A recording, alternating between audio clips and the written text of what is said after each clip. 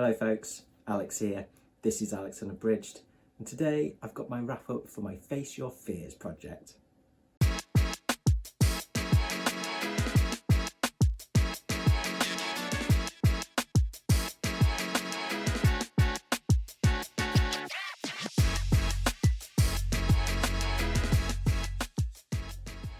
So welcome back to the channel if that is the case.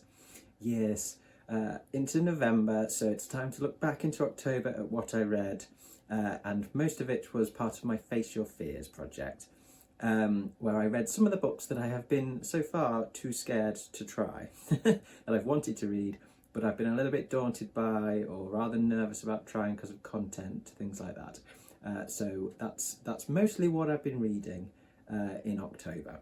So it's time to go through those today. First couple of bits of business before I get into the books. First of all, the last couple of months have been like crazy busy, and November is going to be even worse. November is going to be like just ridiculous. So I'm going to go down to one video a week on a Sunday for November, just because I'm not going to have time or brain space or anything like that to do my usual two. So yes, one video a week from me on a Sunday at 5 p.m. UK time. That will go out until further notice really, but generally it's going to be, I think, pretty much till the end of November, maybe just into December. And secondly, because I've been so busy, I've been really crap at commenting on other people's videos, things like that. I have been watching and I have been liking, but if I haven't commented a lot on your video, and I know there's people who always comment on mine, so thank you very much for that. But yes, I'm afraid I've been terrible at actually keeping up with that. So I promise I will try and do better. But please do know that I am still watching and very much enjoying other people's booktube videos. So with those few bits out of the way, let's get into the books then.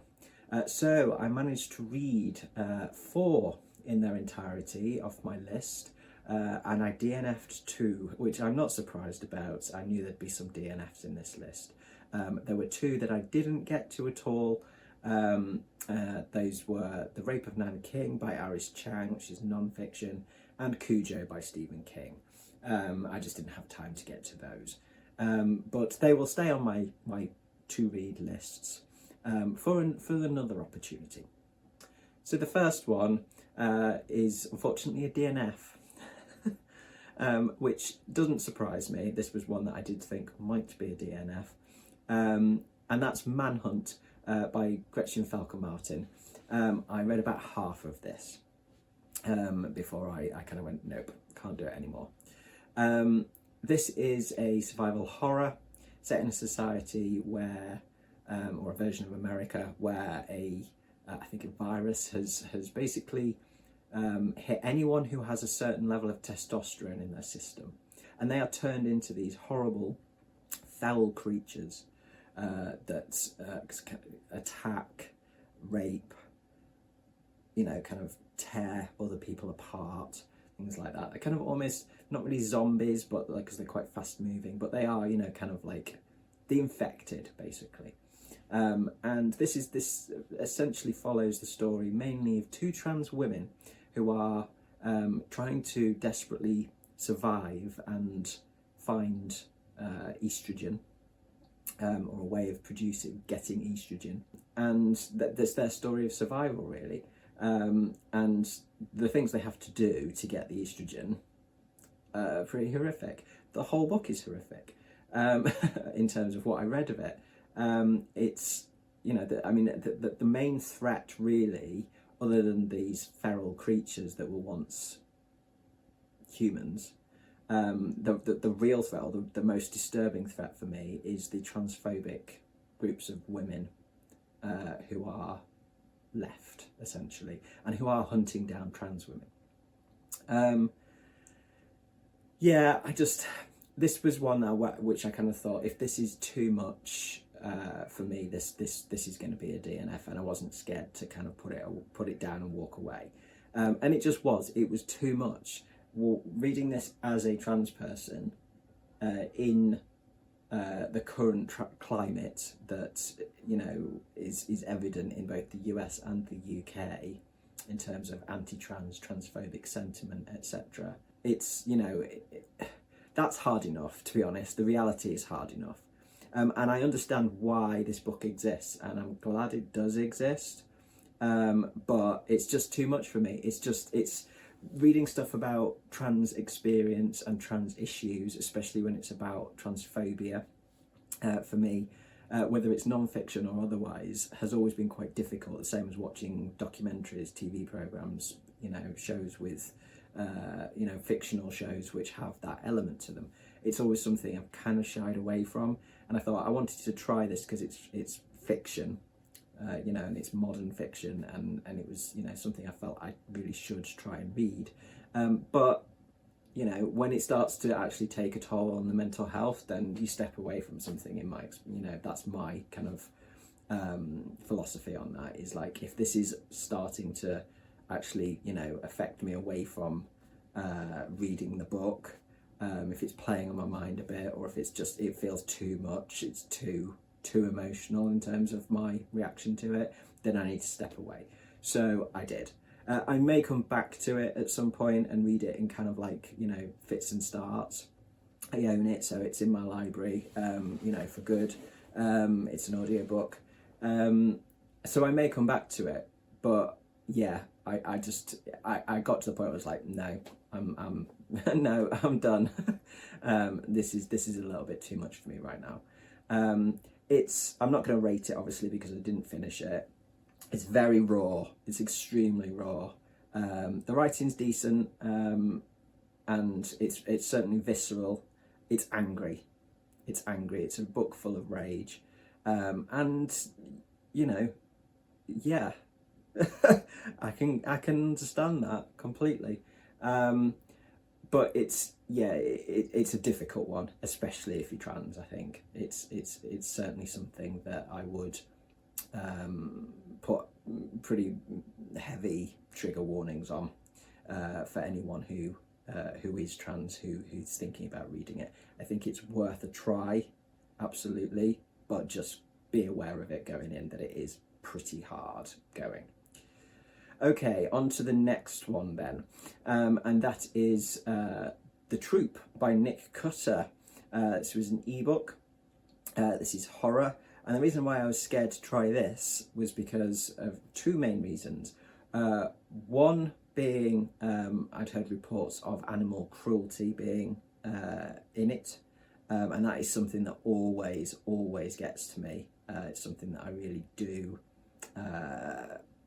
I'm very cautious of reading anything if I know there's a lot of animal cruelty in it.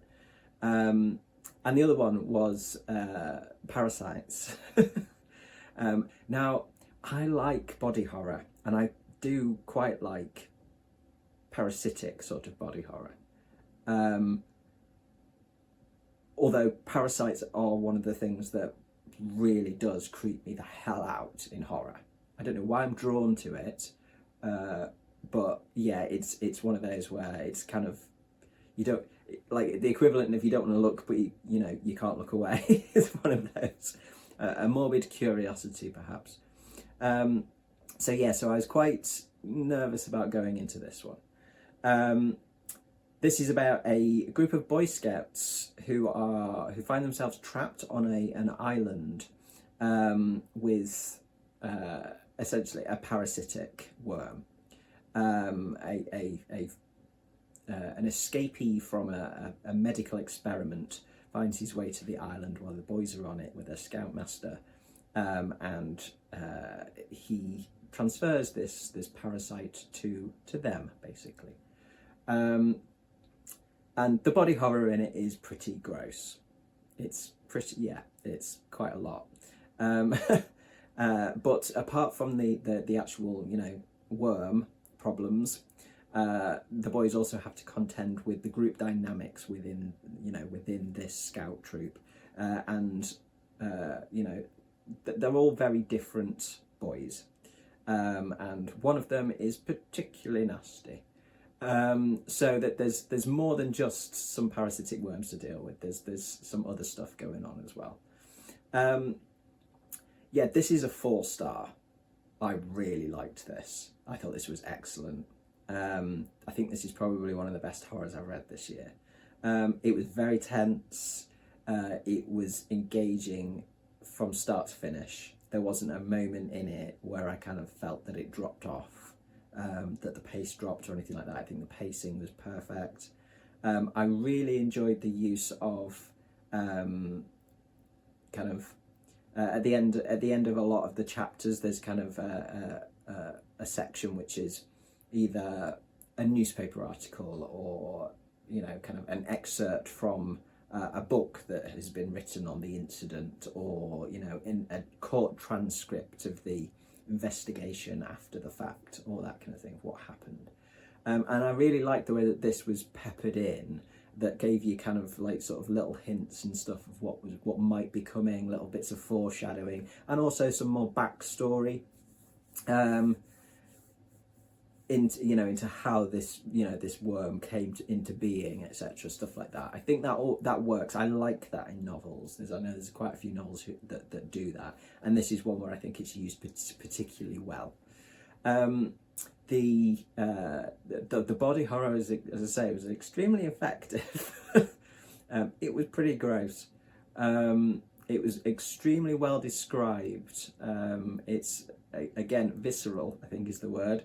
And certainly when you're talking about viscera, you know, it was not only the actual kind of like the visual side of things, if you like, in terms of the description, but the actual reactions of the characters was very well described as well, very well written. It did kind of make you connect with the characters, and the characters themselves were all very interesting characters. They had layers to them. The boys in particular, they were kind of, you know, there were some archetypes, you know, the different sorts of personalities you get in a group like that, from the kind of the jock to the nerd, to the oddball, you know, to the slightly hot-headed one, things like that. But within those archetypes there was character development, there was depth in there. And you know, there was a couple particularly that you found I found myself really rooting for, and knowing that it wasn't going to end well. Certainly not for all of them, but then kind of getting to a point where feeling like, oh, I hope that one doesn't die, I hope that one doesn't die. And then being very tense about like what's going to happen to your favourite characters. I think that worked extremely well. As I say, there's one boy who's particularly horrible, who is essentially a psychopath, and so you've got that element coming in as well, the sort of psychological horror of that. Yeah, it's the isolation element of it is really effective. The animal cruelty, there is some animal cruelty in there. Certainly the bits with the psychopathic boy, they were very difficult to read. There is one other scene with a couple of boys, but that was less. It was upsetting, but it was less disturbing to me because it was part of their survival, and it was their reactions to what they did for their survival were, I think, you know, kind of. They were emotional, but they were right. Do you know what I mean? It was like it's all part of their kind of, you know, what they're having to do on to survive on this island. So yeah, it's you know, it wasn't too bad. It wasn't dwelled upon. So it was just part and parcel of the whole thing. And the body horror was way worse. So yeah, and I could deal with it all, but it was one of those where I was like, oh yeah, it twinged into like making me feel slightly nauseous at some points, which I don't mind. I can deal with that, but like it was quite a tough read for me. But I'm so glad that I read it. As I say, I think I really enjoyed, I really appreciated the experience of reading it. So I will definitely look out what else Nick Cutter has written, because I was very impressed with it was very accessible writing. The style, was very accessible, but it was very, very engaging and certainly extremely evocative. So yeah, 4 stars, a good one, that one. Okay, next up we've got The Girl Next Door by Jack Ketchum. This was one that I was very nervous to read because it had been on pretty much every disturbing books list that I've ever come across. And I knew some of the content of it, and I just wondered how bad is this going to get. So I kind of put it off, put off reading it. And then kind of, as I say, this project, I decided to do this project, and it was one of the first ones I thought of to go on it, because I want to read it to make up my own mind on it, essentially. I hear lots of stuff about it, but I wanted to kind of, make up my own mind on it. So this is based on a true story. And this follows, it's told from the perspective of a boy called David, who I think is 14, I think. And this is set in the 60s, 70s. I forget the era exactly. I'm not sure whether it actually ever tells you exactly what era it is. But it's a while ago. It's told, it's kind of the man, David the man, telling this story about when he was a boy. And he lives next door to a family where there are the mother and 4 sons. And, he spends a lot of time around there. He's kind of friends with the boys, even though some of them are a bit odd. And there's other kids in the neighbourhood who are, got some issues, should we say. And they kind of all this, this group that they hang out together, and they, play baseball, and they go down to the river, and they hang out in the summer holidays and stuff, and that's kind of what they do as kids. And 2 sisters move in with the family. Their parents have died, and they are essentially this family are the last relatives that they have. And so they move in, and a kind of a litany of abuse and torture and violence, humiliation, degradation begins, basically. So this is a really, really hard one to rate. I've kind of given it a 3 as a kind of a mid kind of level, because it's just a really hard one to rate. It's a 3 out of 5, but it's not one you can ever say that you'd enjoy reading. It is tough. It's very tough. I had it on audiobook, and it was read by Jack Ketchum. It was very well narrated. It is well written. I can see what Ketchum was wanting to explore in it, in terms of, it's told from the perspective of one of the children in this group, and all of the boys in the family get involved in this torture. They're all encouraged and manipulated into it by their mother, who is, as I say, the instigator, the ringleader of it, the one who starts the abuse, the psychological abuse and torture of Meg. And brings in other, encourages other children in from outside of the family to get involved as well. And so it's looking at this perspective from, through a child's eyes, essentially. How do they end up, as a kid who is not a bad kid, getting involved in this and getting, to the point where they're manipulated into even watching, to being witness to, and not saying something, basically until it's too late.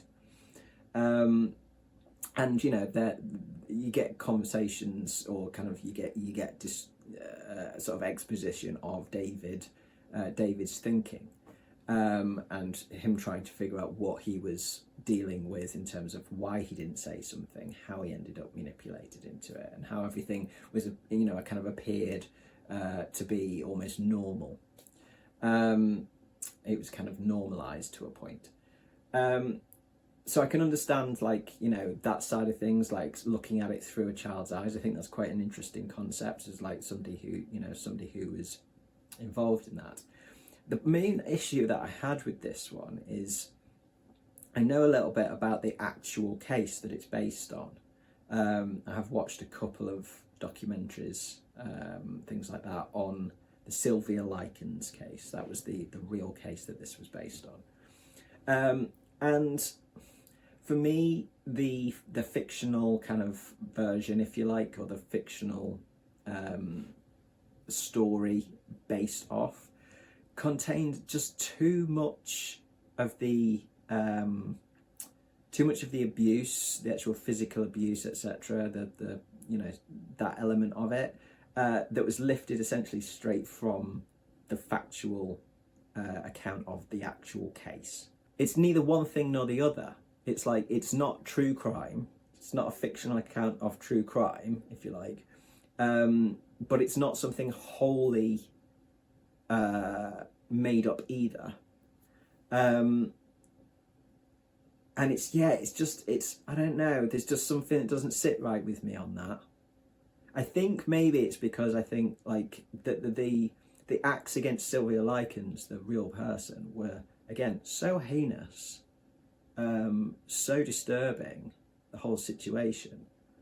I would rather read the true crime, because I find more interesting is, you know, not just trying to understand what drives people to commit these acts.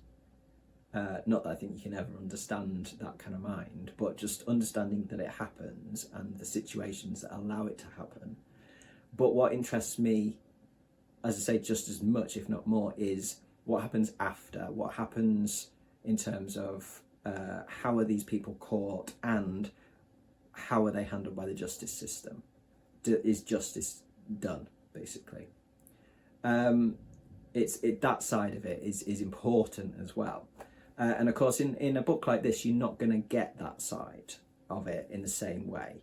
But as I say, it's like, it was well written. I think it was, it explored what it obviously wanted to explore in terms of the psychology, the role of the child in this, and how the other children were manipulated into it and stuff. But yeah, I was going to say, I think maybe on this sort of stuff, I might stick to true crime. Just because, as I say, I like to know more about how these people were caught and dealt with. So yeah, as I say, I'm a bit mixed on that one. I don't think it's a bad book. I think I just have some personal issues with it in terms of you know, how I feel about the mixing of almost fact and fiction on that. Okay. Then the next one that I read was The Cement Garden by Ian McEwan, which I have here. A short one. This is the tale of 4 orphaned children. They're orphaned quite suddenly, really, or quite surprisingly. They don't necessarily expect things to happen. Their mother is ill. But they're not necessarily thinking, you know, that's going to lead to death. They've already lost their father. And it's essentially like, you know, they decide not to tell the authorities that they've been orphaned. The eldest is, I think, 17 or 18. And they live in the house, this house which is kind of on its own because all the other houses around it have been knocked down. And it's a very dysfunctional family unit, extremely dysfunctional family unit, and it's quite odd in a lot of ways. It's, I don't know, it's another one that I'd seen pop up on kind of like disturbing books. I wouldn't say it disturbed, for me it didn't disturb me. It was unsettling at times, or it makes you think a little bit about sort of certain things. I mean, there's, you know, in terms of content, there is incest within here, and also just some of the treatment of each other as this group of kids, especially the youngest one. You know, sort of there is some let's say dysfunctional stuff in here. But yeah, not disturbing to me. I've given this a 3-star. That is largely because I think the quality of the writing, the prose, etc., is very good. It's Ian McEwan. You know, I expected it to be good. But if I'm honest, the story itself didn't do a huge amount for me. It's you know, it's, I suppose, kind of bleak. It's got, you know, it's got a very kind of, you know, sort of low, quite dark tone to it. It's, you know, it's a character driven piece. But yeah, it just didn't connect with me particularly. Yeah, it's not one that I feel like I should have been nervous about reading. I think it's because I'd heard the stuff about sort of the incest in it, and I'd say it popped up in kind of when people talked about disturbing books before, unsettling books. And it's not a nice story by any means, but I think it just left me a bit cold. I wasn't able to connect with it particularly well. So yeah, as I say, it's a 3-star in terms of, that's largely to do with that I think the writing is good, the prose is good, the story is interesting. It's not that I thought that it was bad, I just struggled to connect with it. I just struggled to kind of feel like I got a huge amount out of it. It was an interesting experience, but yeah, I don't feel like I really had any kind of emotional connection to it. I can appreciate it from a literary sense, but not in terms of necessarily how it necessarily makes me feel. So yeah, a decent book, but just maybe not for me. Maybe Ian McEwan, maybe just not for me, I don't know. He's one that my wife really loves, and generally we have, you know, on the whole, pretty opposite tastes. So it might just be that. So I might try some more Ian McEwan in the future, another short one, but I'm not in any rush. Okay, so that's that one. Then we've got another DNF, unfortunately, and that was Naked Lunch by William S. Burroughs. And this was not a DNF because I didn't like it. This was not a DNF because it was too disturbing.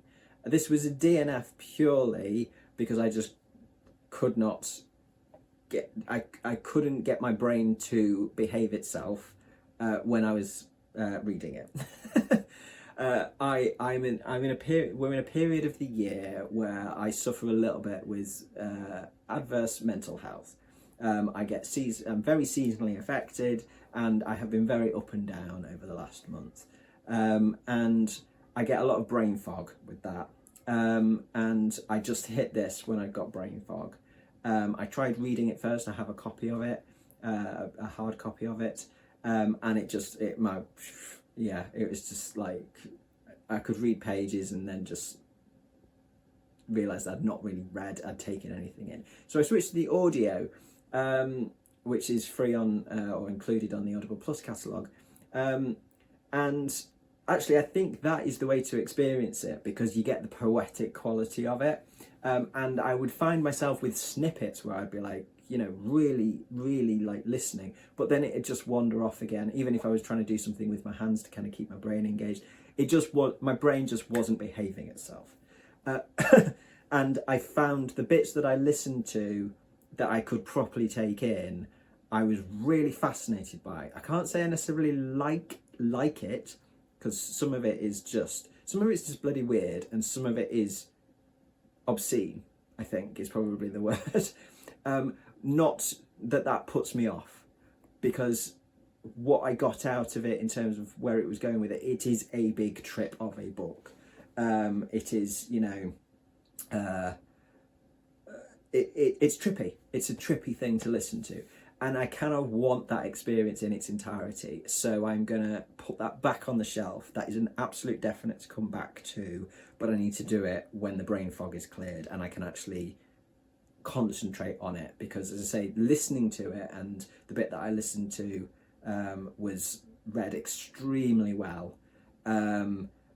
that's where I think, yeah, when I've actually got the space in my brain to deal with it, then that's the way I want to actually experience it. I can imagine that being quite an interesting experience. So as I say, that one's gone back on the list of things to read in the future for sure. It whet my appetite for it, even if my brain was like, no, I can't do this. I can't do this right now. Can't take anything in. Okie dokes, and the last one then was a nice short one to finish off for the month, and that was A Sincere Warning About the Entity in Your Home by Jason Arnott. This was an ebook. Yeah, this is an interesting one. This is written as a letter to you, the reader, the homeowner, from a previous occupant of your house, warning you about the entity in your home that you may or may not have experienced yet. Certainly you may have experienced some of the symptoms that are brought on by this entity, like fatigue, tiredness, feeling tired all the time, or poor sleep, things like that. And yeah, this is, as I say, this is a letter telling the story of how this person extricated themselves from the grasp of this entity that is now yours. Lucky you. So yes, this one is a 3-star. This is three and a, I'm going to give it a 3.5. Actually, I'm going to bump it up slightly. Yeah, I enjoyed this. This is a good short little kind of experiment, if you like, in terms of using a device like this, in terms of the written letter. Yeah, this is it's quite creepy. It's quite creepy. I started reading it not late one night, but sort of 9:30, something like that. My wife was still up. I thought I won't start this when I'm up on my own really late at night, but yeah, about 9:30. And I must have read about 40% of it, I think, something like that, on that first occasion. And then I had to put it down, because even though I wasn't on my own in the room, I was getting a little too creeped out. And I was thinking, when I go to bed tonight, I'm going to be, I'm going to be freaking a little bit, or I'm not going to want to shut my eyes. So in that respect, it was effective. As the book went on, I then came back to it another day, and as it goes on, it becomes kind of less relevant, I think, to me. And certainly by the time we get into how this previous occupant extricates themselves from or kind of gets rid of the spirit, it kind of got a little bit maybe a little bit far-fetched for me. But it was still very enjoyable. It was still a really interesting little piece. I think part of it part of the creepiness was lessened slightly by the fact that I have a bit of an odd house, or it's in an odd spot. So kind of there's a lot of talking about kind of passers-by or passing by the house. I live right at the end of a little unadopted road where no one passes by ever, because it's not a public right of way, and there's no reason for anybody to come up here unless you come into my house. So there's none of that. We don't get people passing by. And there's some other inferences that just don't work at all for my particular situation in terms of when we bought the house, things like that. It immediately kind of pulled me out of it. But in terms of that feeling of it being a letter to me. But there were elements in there that I think certainly it's vague enough but targeted enough that for probably 90% of people, 85-90% of people, it's probably far more effective. But as I say, there were just a couple of bits where I kind of went, all right, yeah, okay. And in some ways I was kind of pleased, because I think otherwise I would have been too creeped out by it. Because as I say, it did get in there were certain bits of it that really did get in my head. So it's very effective on that respect. So yeah, as I say, very enjoyable, good little experiment of this kind of, a letter written to you. It was a really nice device. And it was, on the whole, it was played with very well. as I say, just as it got on towards the end, I think the ending kind of just, it became a little bit too far-fetched for me. But, you know, as I say, still enjoyable, still a 3.5 out of 5, I think. So that is all of my Face Your Fear project books. So I did face my fears, and I've done all right with them pretty much. As I say, like the only one DNF that I kind of noped my way out of was Manhunt, and I kind of half expected that anyway. I was prepared very much to do it with that one. As I say, if there's anything that's gonna affect me adversely, like to the point where I need to just remove myself from that media immediately, it's going to be stuff on trans issues, transphobia, things like that. And so I have no qualms about doing that. But the rest, you know, I'm glad I've got through them, and I think it's probably made me a little less apprehensive about going into stuff in the future. I think where there's books where I kind of sort of think, not sure, you know, I think I'll probably be more likely to pick them up and give them a go in the future. Certainly things like The Troop, which I had been really apprehensive about, and I ended up, that's my favourite of the ones that I've read this month. So yeah, I think I need to just kind of, I need to suck it up. I need to stop being such a scaredy cat, because I find that actually I can deal with a lot of it. In terms of as I say, the trans stuff, that's one where I'm actually more apprehensive now with stuff like that. There are a couple of books that I really would like to read.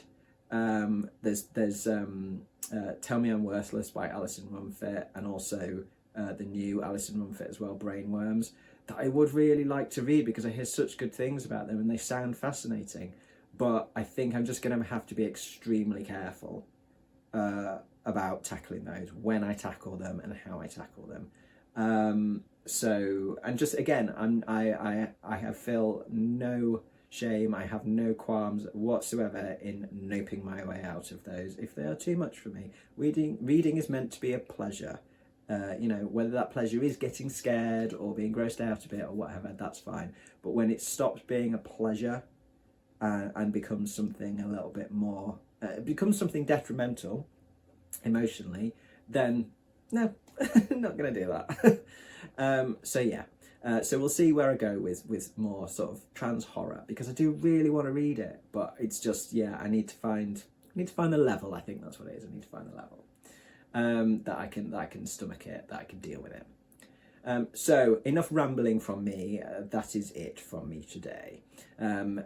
I will be back next Sunday with my wrap up from my adventures in genre from this month, from last month rather, from October, and that was all nice things. That was Pride and Prejudice. That's how I kept sane during reading all of this rather difficult stuff. Yeah, it was a bit of Pride and Prejudice. So yeah, I'll be back next Sunday with that. But thank you very much for watching, as always. Do let me know in the comments what you think about any of the books that I read this last month, and anything that you think I should try based on what I've talked about today. If you enjoyed this video, please do consider giving me a like and subscribing for more content coming very soon. But from me, for now, that's ta-ra.